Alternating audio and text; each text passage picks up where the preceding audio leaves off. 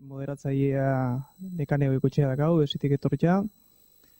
Emunetik Elias Zumalde, Topagunetik Iker Martínez delago, Zeluia Ralkolaitzatik Juanjo Pérez Martínez dela idalga, Artes Aritzu Zelaia eta Aizeagatik Mikel Urdangarin.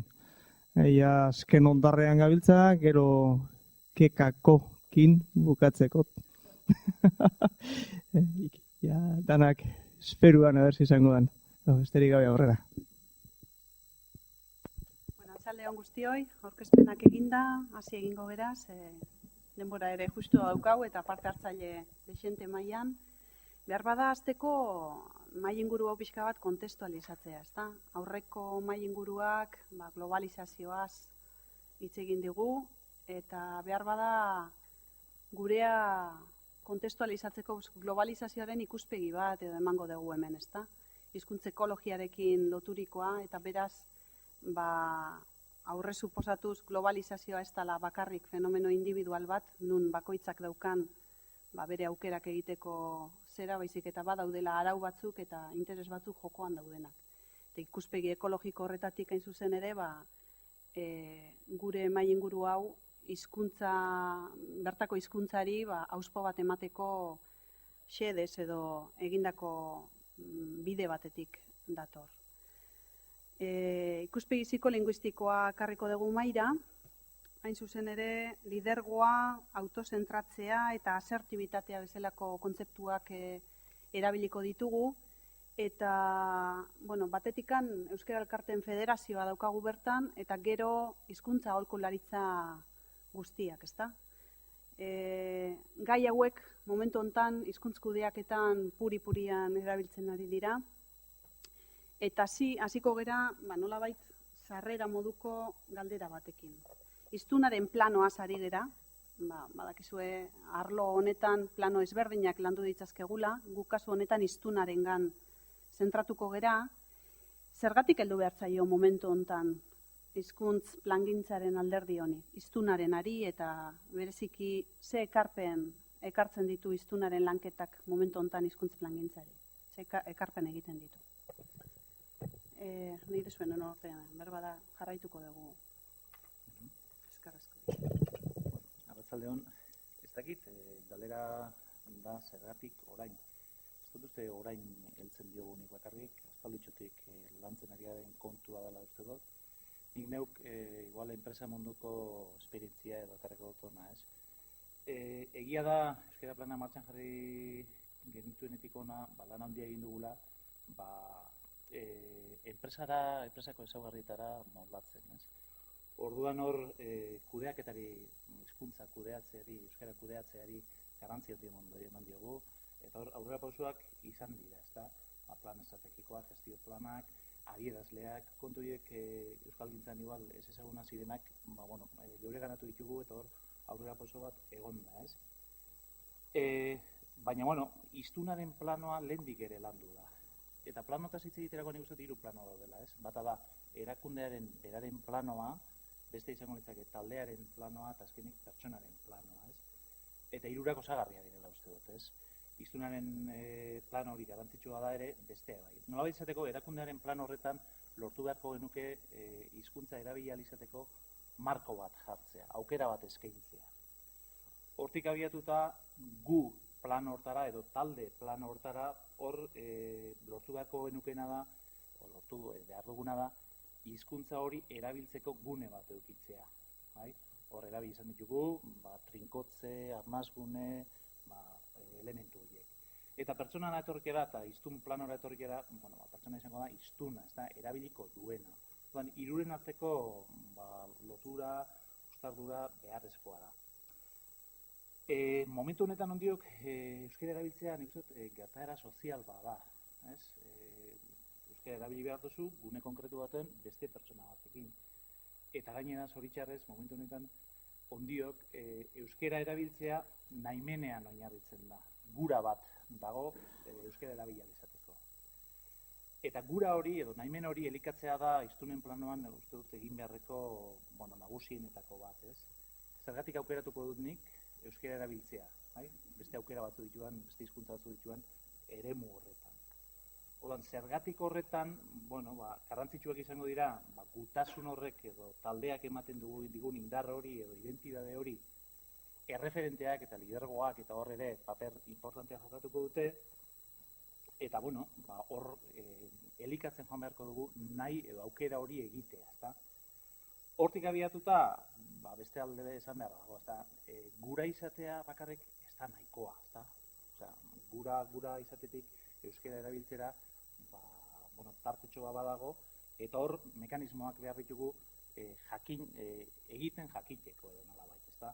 Eta hiztunen planoan hori uste dut landu behar dugula, hiztun osasuntsuak beharko genituzke, asertiboak nolabait esateko euskara erabiliko dutenak gune ezberdinetan eta gaina euskara erabiltzerak orduan eroso sentituko direnak. Eta horra begirako mekanismoak beharko genituzke.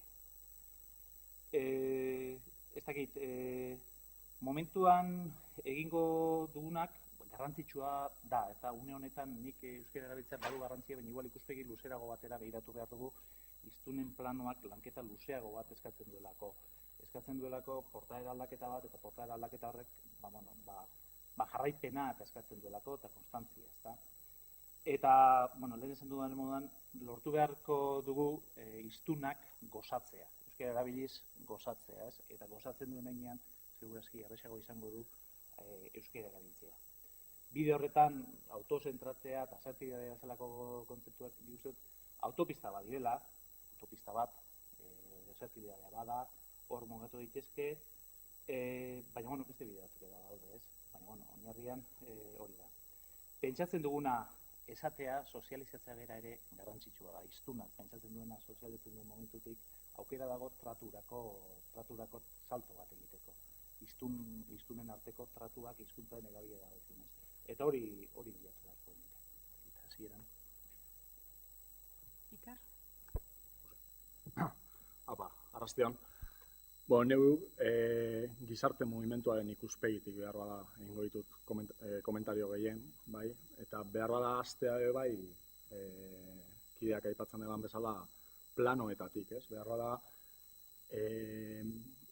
gehiago ibili izan garela edo erosoago ibili izan garela, errazago ibili izan garela gizarte mugimenduan segurazki hizkuntza komunitatearen planoan, lurraldearen planoan, eta hiztunaren planoan gutxitxoago ibili garela, edo ibili bagara ere behar bada ez dugula hain modu planifikatuan egin. Bai? Gehiago pentsatu izan dugula besteetan, naiz eta hiztunaren planoa ikutu izan dugun urtetan ere bai, zalantzari gabe, ez? Ez dakit errazagoa izan zaigun horrela jokatzea, edo ekintzak bai eta jarduerak berak hortara eraman gaituen. Egia bada bai be, bigarren plano batean geratu dela hiztunarena, nik uste dut hiztunaren planoa egon dala, eta eragin izan dala, bai, zeharka bada ere, bai. Adibide moduan, eta, geurera etorrita apur bat, elkarte bizitzak berak emoten duena, edo mintza praktika egitasmoek emoten dutena, behar bada beste klabe batzuetan pentsatuta egon dira, baina hiztunaren planoa ere ikutu izan dute, ez da.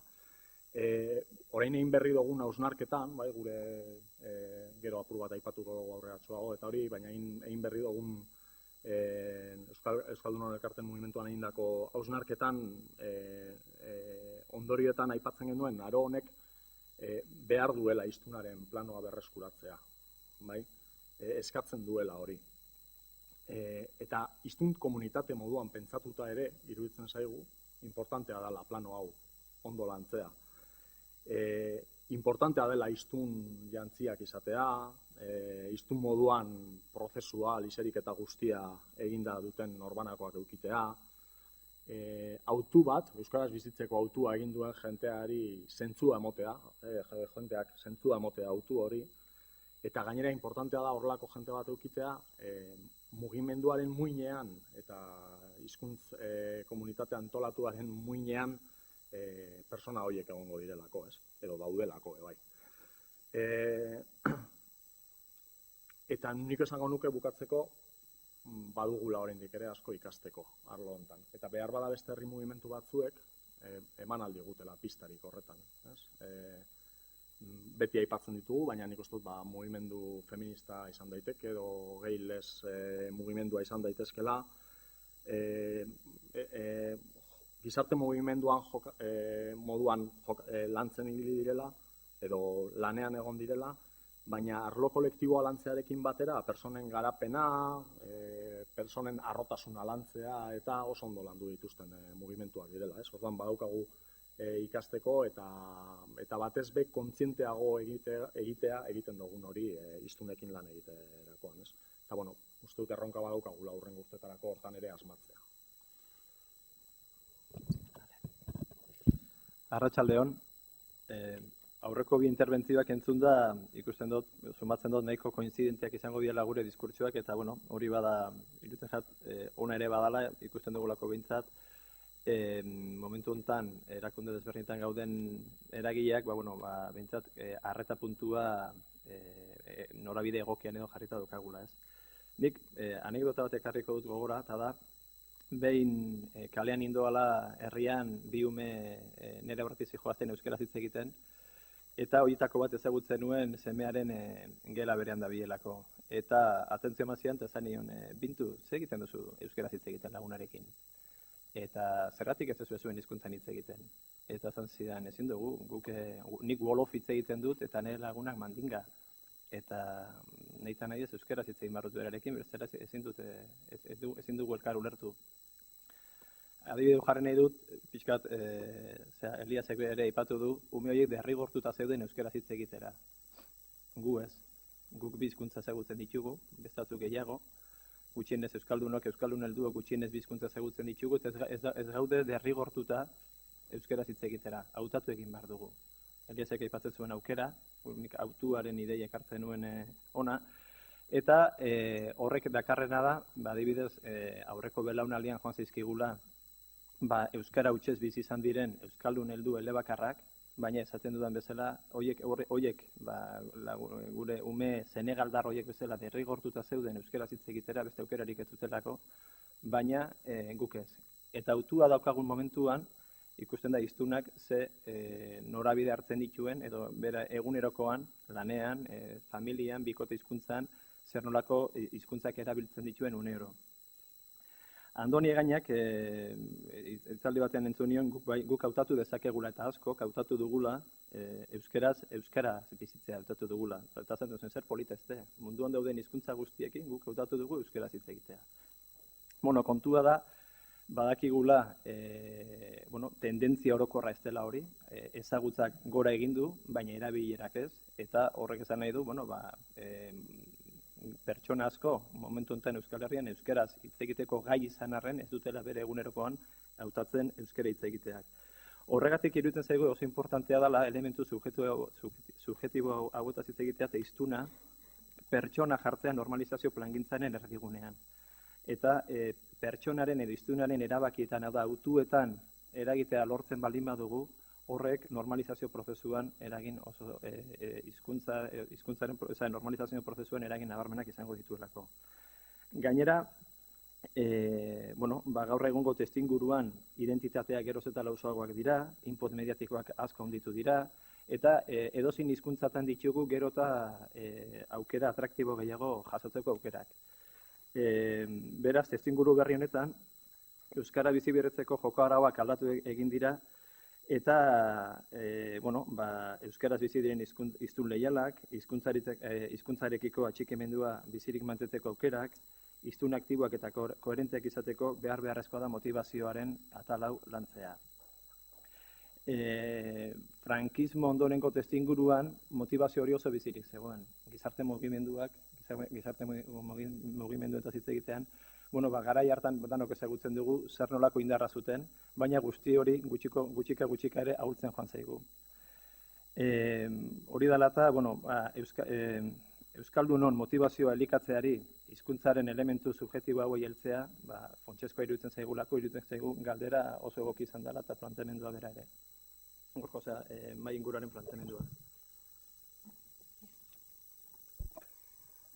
Hemen gehienak aipatu dira, planoen kontu hori aipatu da, azkenean orokortasun batetik, hizkuntza kudeaketa mailan, lidergo eta horrelako elementuak ekarri digutena da, banakoarengan jartzea fokoa, Eta horrek zer adierazten du baita ere, guk ez dugu ezer inventatu. Hori gauzak beste arlo batzuetatik ere elikatu egiten gara. Topagunekoak beste herri mugimendu batzutatik elikatu aldiren moduan, nik uste dute hizkuntza kudeaketa arloan ere, enpresen kudeaketan eta gaur egun maigainan dauden elementuetaz ere elikatu egiten garela, eta hori alde batetik postekoa da, ez?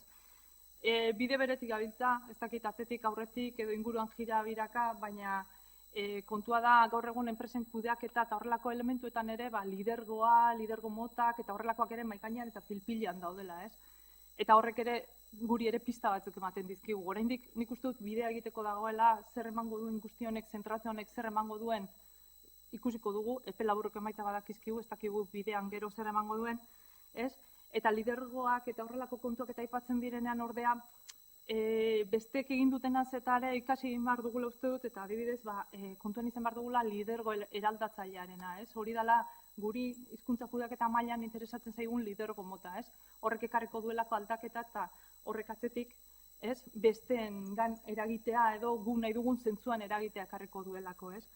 Orduen, guzti honetan hori pixkatek gai hauek egiten digutena da, nik uste dut orokorrean teknikoki hobetu, bai hizkuntza kudeaketa mailan eta bai bestelakoetan, pertsonangan zentratu, baina pertsonangan zentratu erakundea eta bestelako inguruak ere ahaztu gabe, ez? Ez ditzagun bide batek ez duzan nahi, beste albo batera utzi behar danik.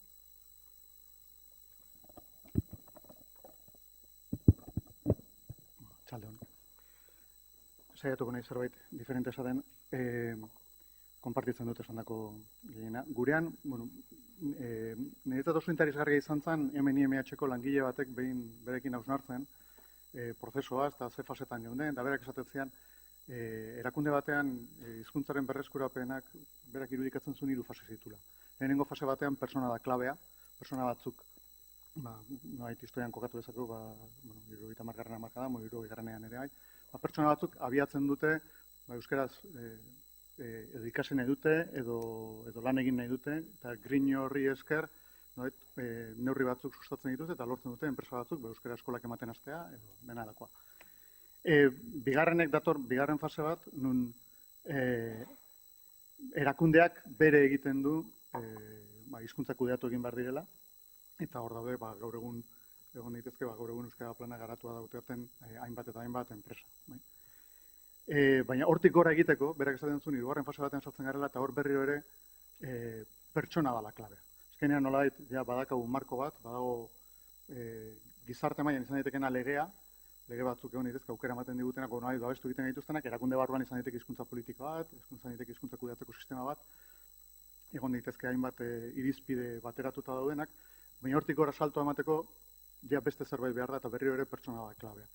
Eta pertsona eta hitz egiten nahi ganean, eta pertsona eraman nahi dugunean berak pentsatzen duena, baino zerbait gehiago edo haratago zerbait egitera, plano psikologikoak garrantzia hartzen du, eta plano psikologikoaren barruan, autoestimaren gaia ere izan daiteke oso garrantzitsua, ze pentsatu behar dugu, hizkuntz komunitate gutxiagotuek urteetan jasandakoaren ondorioz eduki dituzte eragin kalte ekonomiko, sozialak, baina baita psikologikoak ere. Orduan, guk lan egiten dugunean, horri nolabait buelta ematen saiatu behar dugu. Orduan, nire zait, autoestimarena dela gai garrantzitsuenetako bat, momentu honetan ezateatako Gipuzkoan biztanleen 80% gai da oinarrizko konbertsazio bat euskaraz ulertzeko, kondizioak niko onak ditugu, balen zigorrek aipatu ditu lege batzuk, beste batetik handakagu ezagutza maila batzuk, baina daukaguna da, kosta egiten zaigula pauso hori ematea. Eta horretarako, iruditzen zaigu, landu egin behar direla, portaerak aldatu ahal izateko, klabea dela jarrerak eta balioetan eragitea. Eta horren bitartez lortuko dugula. Nik uste dut, zergatik beste gai badala ere, psikologiako plan horretan gehiago sartu gara, nik uste dut, psikologia berak garapen interesgarriak egin ditulako azkeneko urteetan, eta garapen horiek gure gana iritsi direlako. Azkenean, badago gauza bat, zuke klusterrean da lan izan duzuna, azkenean sarea eta beste engandik ikastea, guain ere aipatu da beste esperientzia batzuetatik, emakumeena izan daiteke, homosexualena izan daiteke, edo askatasun sexualena izan daiteke beltzena, badaude beste kolektibo batzuk guretzat ere interesgarriak eta referentzialak, eta autoestimarena esaterako edo lidergo katearena, eta elementu interesgarriak dira horretan.